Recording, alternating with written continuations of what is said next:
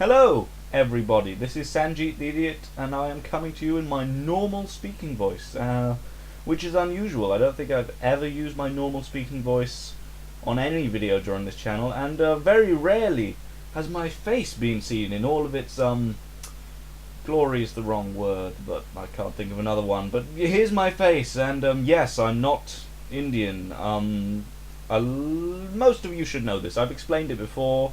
How not Indian I am, and how it was a character that MBZ made, and I sort of then stole and made my own, and have ever since been taking the joke far too far, really. My entire channel is just a joke that's been taken really too far. But anyway, I'm not Indian, and there are videos explaining this elsewhere on my channel. Now, I should also apologise during this vlog that if I talk too quickly, the audio will go out of sync with my lips and look a bit weird, but there's not much I can do because this is the only camera I've got, my webcam laptop camera, which I haven't really used before, but there you go. It's the only thing that could really feasibly film me talking to it. And the reason I'm talking to you in this new way for me on this channel is because I really hate being on camera. Like, I'm not a photogenic person, which is really annoying because my sister likes taking loads of pictures, and frequently I'm on them. Often she takes like those candid ones.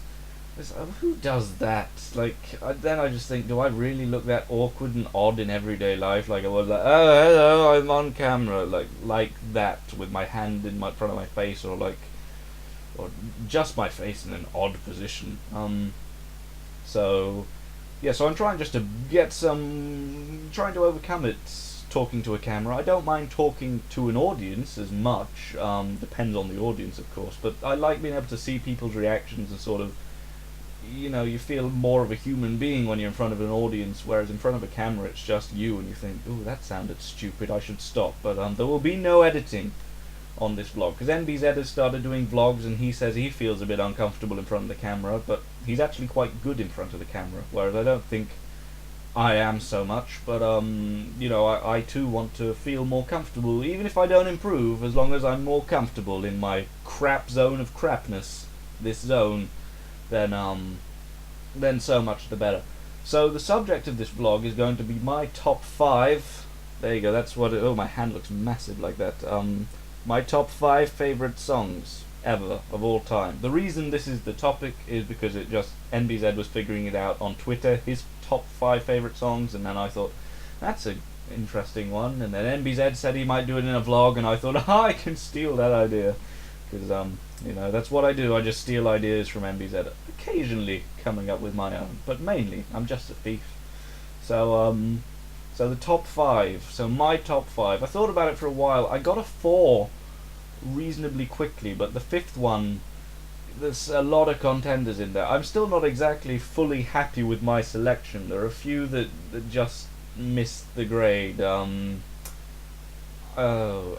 just forgotten the name of one of the songs in contention. It's "You Know My Name" by Chris Cornell, the James Bond one for Casino Royale. That was a big for me. I like that one.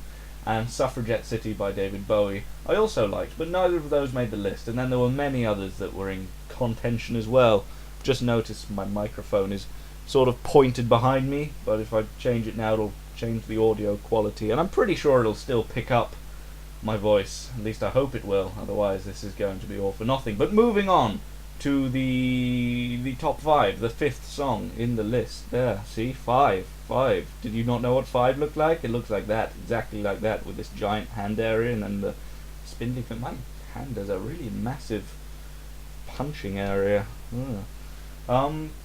Okay, 5. My 5th favourite song of all time at the moment, because it probably will change from month to month how I'm feeling, but at the moment my 5th favourite song of all time is "Like a Man Possessed" by the Get Up Kids. I'm not a big Get Up Kids fan. After finding this song, "Like a Man Possessed," I listened to it, I really liked it, obviously it's in my top 5, and I went to try and get more Get Up Kids songs, thinking I will like all the Get Up Kids songs, they're all going to be great, and not really.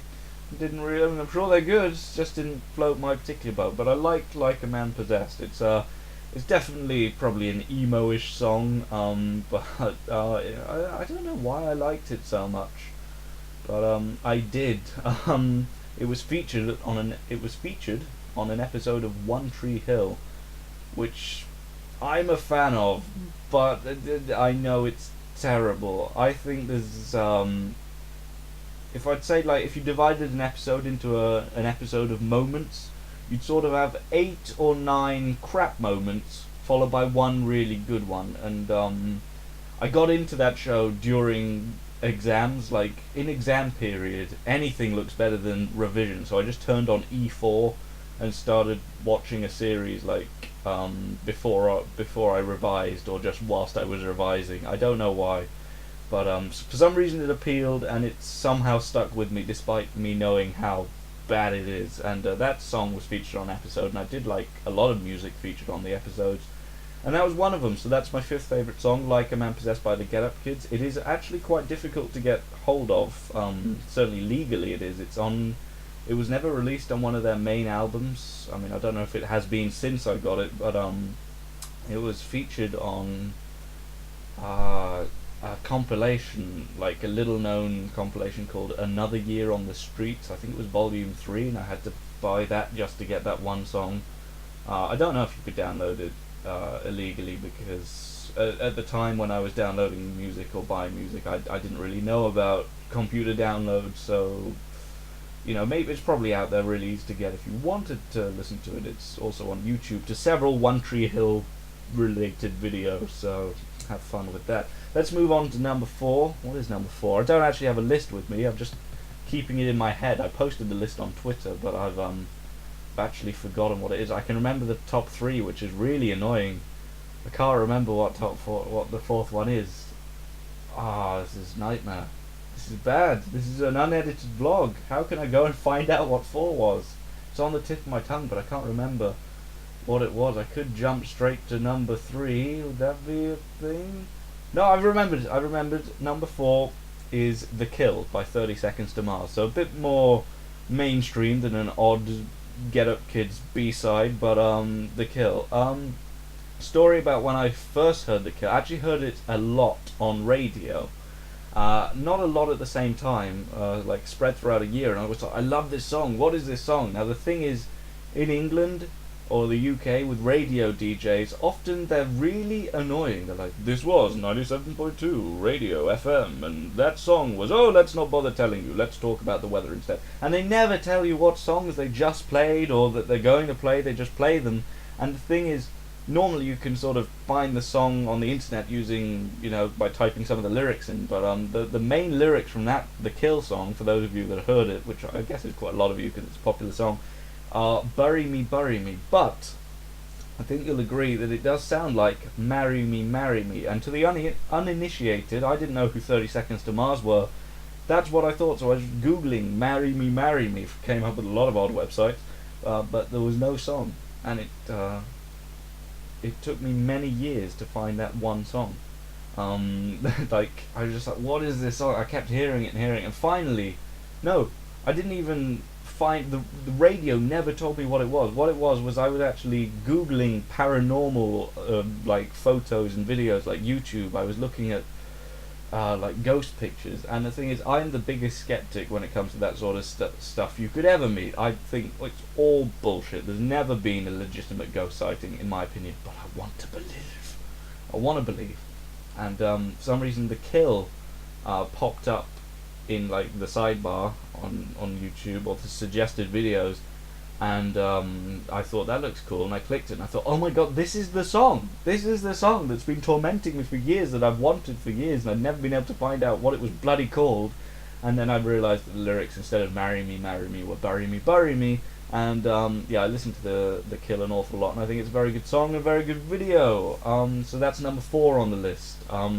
Number 3, let's hope I can remember everything now. Number 3 is The Funeral by Band of Horses. This was a song again featured on One Tree Hill. Oh dear, pattern emerging. That was the first place I heard it, and but I like the song for its lyrics more than, like, it was featured anywhere. I really love the lyrics of The Funeral, because I don't even know if they're the right lyrics, but there's a line in it that says, we've got to wait for morning to wake you.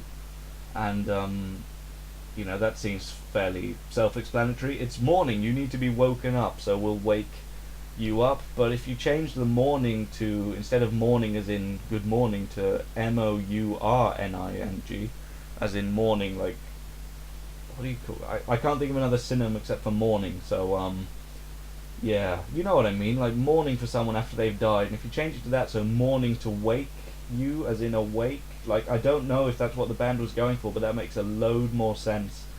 And it's sort of about, I think, sort of relatives that you can't really do anything to, like they're like a relative you don't like, but they're so set in their ways and they're so wrong, but you can't tell them they're wrong because they're sort of just so set. And so it's just like, all we can do is sort of smile and then just wait until you're dead, basically. Like, just say like, we'll always be ready for your death, not in a mean way. It's just like, that's all we're doing now. We don't get on. All we're doing is sort of, because we're family, is staying together, and I'm just marking time until your time is up. Let me just adjust my camera because it seemed to have just slipped down a bit. Yeah, so morning to wake you. It's sort of it's a depressing song, but it's not. It's more just a realistic song. I like the truth it has. I think, without trying to sound too pretentious, I think shows like the X Factor, I don't know, in America, is American Idol still a thing? All those shows like that, those talent shows, all they do is find someone who can sing pretty well. That's it. But you don't find. You're lucky if you find an artist from that, because artists tend to have just a bit of, their song's got a meaning, it's got a truth in it. And I think sometimes when you have an artist you really like, and then you get to sort of their third or fourth album, sometimes, not always, sometimes that album just doesn't ring true anymore. It's like, these songs have been written to be songs, to appeal and to make money, and maybe some of the truth has gone out of their work because they've said everything they've got to say. Sometimes that happens, sometimes it doesn't, but I think that song has quite a bit of truth to it. Certainly for me, I've got some relatives who I just think, you see them every Christmas and it's just like, yeah, we're both still alive, and that's all we've got to talk about. So there you go. So let's move on to the top two. Two is a song called Welcome Home by Radical Face, and you might have heard this on camera adverts for Nikon. Or Nikon, I don't know how I say Nikon. They ran it for a long time, this sort of welcome home. I'm not going to sing it. Why did I almost burst into song? I cannot attempt to sing that song. And I heard it on that advert, and I really liked the chorus, which is all they play on the advert, and yeah, then I just played that song. I was actually reading To Kill a Mockingbird at the time of listening to it, and I don't think there's any parallels in the lyrics or anything to Kill a Mockingbird, but they just seem to go together nicely. I remember listening to that album and that song in particular, and just like reading, it was summer, not a care in the world sort of thing, and it was just nice, and it's a very good song, and I enjoy it muchly. So now we get to the coveted number one spot, which is Just Be Simple by Songs Ohio, or basically Jason Molina, who is sadly no longer with us. He died, which is very sad, because I think he was a very talented songwriter, maker, and had an awful lot of truth in his songs as well. And Just Be Simple is sort of my life motto style song. It's just, why is everything so complicated? Like, maybe if you're feeling bad one day and then you actually think about it, like in simple terms, is there anything in your life right now that should make you feel bad? And sometimes the answer is no, actually everything's okay. I'm just hyping everything up a lot in my mind, and it's getting me down. But if I actually put things in perspective, I'm actually in a rather good place. And I think Just Be Simple is a lot like that. It's sort of a country, folksy style song, but not too much. It's sort of acousticy number. And I didn't immediately like it. It just sort of grew on me slowly, and I was listening to it once in the car, and it just seemed to click. And ever since then, I love Just Be Simple by Songs Ohio / Jason Molina, and that is my number one song of all time. So those are my top 5 favorite songs. I'd list them again just as a rundown now, but I'm scared I'll forget them whilst I'm listing them. So they're my top 5. maybe you could let me know your top 5 in the comments. I'm always interested to know sort of like what other people like really feel passionately about and like in terms of music. It's interesting to me. Like if you feel really passionate, I love this song, then there must be a reason. I think that's also sort of the truth in artists sort of thing coming out. Like that song's got a particular truth that you like very much, and that's interesting. So that's my top 5 songs. There's one more thing I wanted to talk about, completely unrelated note, is there is a web series called Marble Hornets, and it's big. I mean, it's a big web series, so I'm not trying to plug it because it would be pointless. But I am trying to plug it in that if you're not watching it, you should be, probably. If it's not for everyone. It's not really a found footage thing, but it's sort of along those lines, an alternate reality game around the Slender Man, but they call him the Operator, and basically it's just such a convoluted web and maze of there's so many questions in it that you desperately want answers to, and some people have got annoyed by how many questions there are and how few answers there are, and I think it's more annoying if because they only update every month or so with a new entry in their series, and if you're waiting for that entry, like, oh, this entry will give me the answers, and then the entry doesn't give you the answers, you might feel a bit disappointed. But there's 71 of the things at the moment, so you can go to that channel and watch from 1 all the way through to 71, and I don't think you'll be frustrated at all, because the next video is right there, and you do get quite a few answers along the way. But now they are coming to the end of Marble Hornets. I don't know how many entries are left. It could be 1, it could be 5, it could be 30, but I would imagine it's between like 1 and 5. I think they're really wrapping it up. This is the last season, and we've already had a lot. They've divided it into seasons 1, 2, 3. We're in the 3rd one. They've said this is going to be the last one, and we've had a lot of season 3, so there's can't be many more to go. In fact, the next one they upload could be it, and but I doubt it will be. I think there's going to be at least 3, probably 5 more. But I mean, I think it's just amazing to say this is like they've done it on a shoestring budget, off their own bat. I don't know how much money they make off it, but I don't think it's too much, and it's incredible for what they've done. Really, like it is so up there. Like, I would class it as one of my favorite TV shows, and it's not a TV show, but that's how good I think. If you give it a chance, it's a slow burner in the beginning. The special effects aren't great, but if you let it hook you and you're not too skeptical, then you are on for a huge, amazing, mind-bending ride. Like, I spent days trying to figure out what's going to happen, and I'm no closer, but you feel like you could if you were Sherlock Holmes. You feel like you could. I don't think you could. I don't think you can. I don't think we have enough information, but there have been hints and clues, so maybe someone much cleverer than me could figure it out before they finish it. But they've done such a good job, and the pressure's on them now is to land the plane sort of well, because they've done so much, and there's so many questions, and there's so much expectation and everything, and they've really got to bring it home now. And I really do trust them to do it, because they've done everything else so far excellently, and I trust they can bring that plane home. So I really hope they can. And I think it's gonna be a hell of a summer finale, which could be over next week. It could be over in a few months, but it is ending, I think. So it's sad, but also good, because we'll get all the answers we want. It's really hooked me, and I encourage it to hook you too. Marble Hornets, just type that into YouTube and find their channel. They have 2 channels, but as you watch Marble Hornets, you'll know what the other channel is. It comes up in their videos. It's all very creepy and tantalizing. I think I've said enough. So this has been my 20-minute vlog on life, music, and Marble Hornets. So I hope you enjoyed me talking to a camera. I should have said at the start that if you don't like watching out of sync audio and me rambling on, then maybe you should go elsewhere. But I'm guessing you probably already have. You don't need my permission to leave. So yeah, that's everything in this vlog. I don't know if I'll do more, whether this is a one-time thing, but that's my vlog.